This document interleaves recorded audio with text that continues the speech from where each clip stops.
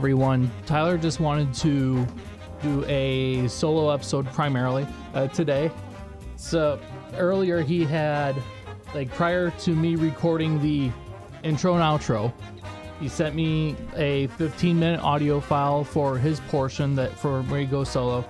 And I didn't think it was too bad, but he did miss some things, so I'll throw in my bit at the end, and then you can piece this one together. It's a little different from what we usually do, rather than just doing like a one-on-one discussion or where we both just go over the facts with y'alls. You also will have noticed that there is now a monthly free agency hot stove tracker for the MLB off season for those of you who may want that. Anyways, here's Tyler. And welcome back to the podcast, Say It As It Is, with Brandon and Tyler. I am doing this solo for right now. This is a solo episode about affordability in the United States. I do have an article here from Todd Sheets. He says that roughly a year ago, the Biden inflation helped to re-elect Donald Trump. Last week, the same problem repackaged as an affordability crisis and stamped upon the Trump administration. These developments have reinvigorated the socialist wing of the Democratic Party, helped drive the failed Biden agenda in the first place, and was relegated to a state of disarray by Trump's re-election, and then made Mamdani their new standard bearer.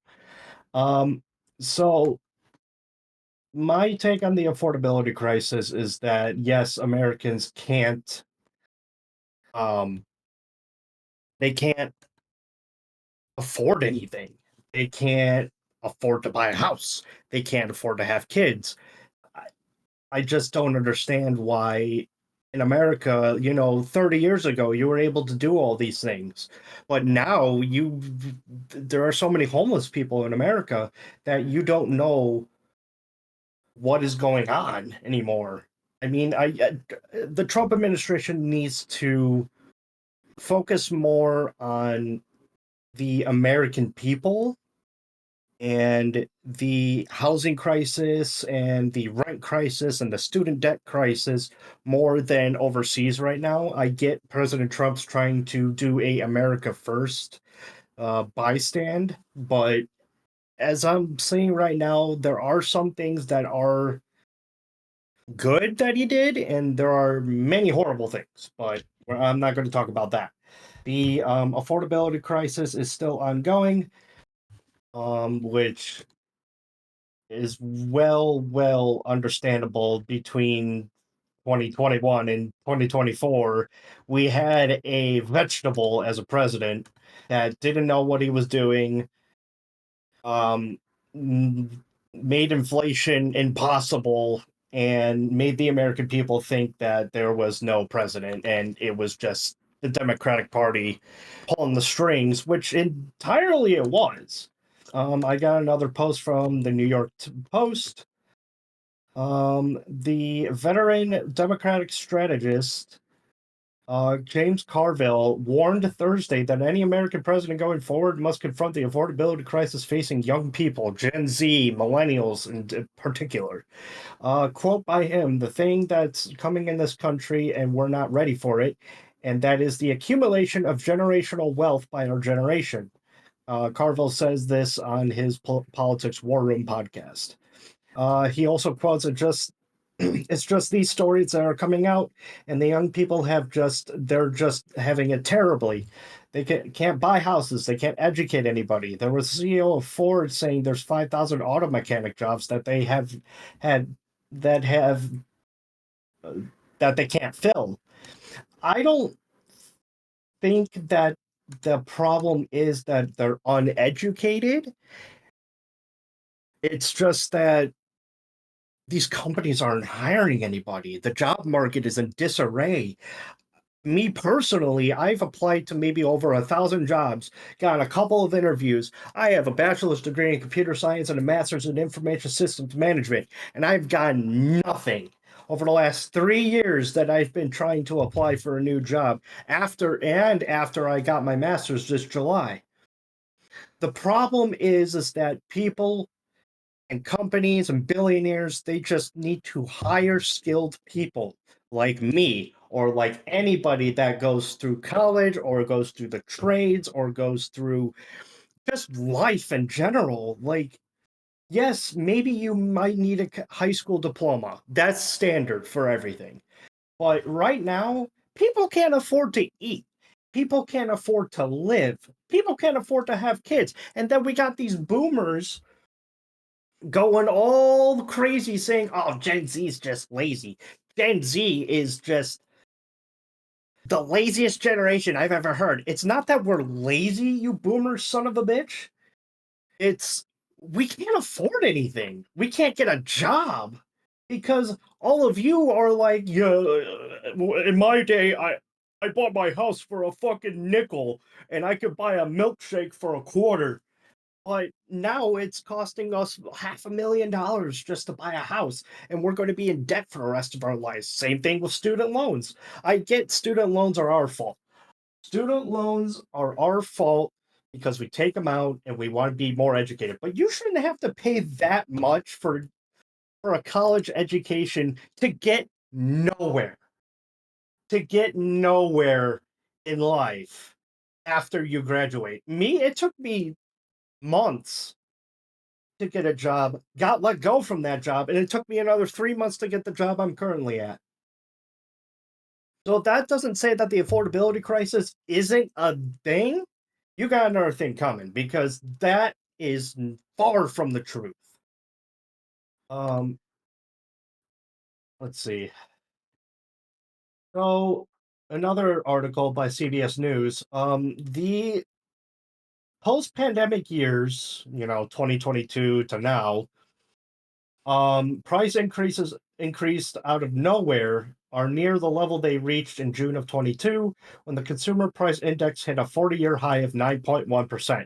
Yet many people feel squeezed by the cost of a simple daily necessities, including the affordability or the ability to afford healthy food. That's a case in point again. Look at all these people that are on food stamps. They're buying chips, they're buying sugar, they're buying processed food. That's not healthy. That's not that's what RFK Jr. is trying to get rid of because snaps should not be a meal ticket if you're working. Or it should not be a meal ticket because you're too lazy to work. You know what should happen? You should be off of SNAP if you can are physically able to go get a job. Oh, oh, but I can't mentally go get a job because I can't handle the pressure. Boo fucking who? I can't handle the pressure. I have ADHD and anxiety, but I still do my job every fucking day. I still did my job when I was working as a bagger and a cashier at a grocery store when I was 16 years old. Another quote by this article is saying this affordability crisis is rooted in a combination of both longstanding economic issues dating back decades and more recent developments. For instance, the housing costs have surged partly due to a lack of available homes, a result of cutbacks in construction following the Great Recession, while more recently steep new U.S. tariffs have fueled inflation. That's another thing. President Trump, if you're listening to this, and I bet you aren't, but I'm going to say my mind anyways. Tariffs are a good idea, but the way you're doing them is not. Tariffs only work if the country does not have income tax or any sort of tax. So, what you need to do is if you want to show the American people that tariffs are better for the country and we're gaining money, abolish income tax because income tax is highway robbery. Remember taxation without representation? You get around that with the representatives in the House of Representatives and in the Senate, but it's basically like we're back in 1775, 1776. Eventually, there's going to be a new revolution at some point. But I hope it doesn't come to that. There kind of already is because the lunatics on the Democratic Party just want to give free money away to illegals. And that's not what we're trying to do. So, for all food, Almost half of Americans say it's harder to afford groceries today than it was a year ago, according to a September survey by Axios and the Harris poll. Only 19% said food prices are cheaper than a year earlier, and I can attest to that. I go to the store almost every day to pick up something, and everything has increased. Everything has increased from 18% to maybe 25% because of these tariffs. Growth in food prices has eased considerably, although it is still rising, with the latest CPI report showing grocery prices rose 2.7% in September on an annual basis, a sharp contrast to the 11.4% increase in 2022. So we're doing things correctly. That the inflation's going down, but food prices as of September were more than 18% higher than they were in January of 2022. Housing. Almost 3/4 of Americans said housing has grown more unaffordable in their communities in recent years, and I can attest to that. When I was in Fitchburg, Wisconsin, it was almost impossible to live and put food on the table. And I'm making $19.40 an hour. You think that would be enough to live off of, but it just isn't. You can't live off of that. You need to have like a $90,000 job just to just to live. Even though I don't have that, I have a roommate, and it's Brandon who does the podcast with me, and it's I can't even afford a place by myself. I'm in student debt. I'm in credit card debt. I have a car loan. I can't do all this shit by myself. I'm not making excuses. It's just that my generation, the older Gen Zs, cannot afford to live. And it's because the boomers are saying that we're too fucking lazy to do anything. Well, here you go, boomers. Listen to the numbers. Families with a single child can end up paying between roughly 9% and 16% of their median income on a full-time daycare, according to the Department of Labor. That means parents are often spending more on childcare than they do on other expenses such as groceries and even rent. Good for you. Childcare is important, but if you don't have a place to live and you can't put food on the table, what's childcare going to do for you? Healthcare is going up. Look at these high insurance premiums to out-of-pocket expenses. Why in the hell? And I get it, we're paying out-of-pocket spending adjustments and paying all these premiums just to get, you know, get our health care, but we shouldn't be doing that. Now, I'm not saying I'm not a socialist. I'm not saying that we need to have free health care because that will just crash the economy. When the government shutdown ended without an agreement to extend the subsidies, which means low and middle income households that previously qualified for tax credits will likely see their ACA premiums rise from an average of $888 in 2025 to $1904 in 2026. So, you want to say to me that the Schumer shutdown was Republicans' fault? Because these are the people that are keeping our housing prices up. These are the people that are raising our electricity costs. But I digress. It is time to put the affordability crisis to bed. We need to work together as a country to get this affordability crisis down. And I bet you even the president wants to say that. But he's too busy, doing other things like making peace deals and talking out of his ass most of the time. But I just don't understand why we have this issue. I don't. And it needs to stop, and everything just needs to. I wish it went back to the way it was in 2019 when everybody could afford everything. Back when I was growing up, everybody could afford a gallon of milk. A gallon of milk is $5. It used to be $2. a half a gallon used to be 95 cents. We're living in a new age where we can't afford anything. And President Trump, it needs to stop. You need to focus on this. The tariffs need to stop. You need to pull back the percentages, and you need to abolish income tax before you make those tariffs work. Because we don't get money. And yet you're saying we'll get $2,000 next year? I beg to differ, because that's just going to incentivize people no more not to work. And it sucks that that's going to happen. So on the thing with affordability, there are three main problems of why there is a affordability crisis. Yeah, like, sure, Trump's tariffs don't exactly help, given the whole having income tax or federal income tax.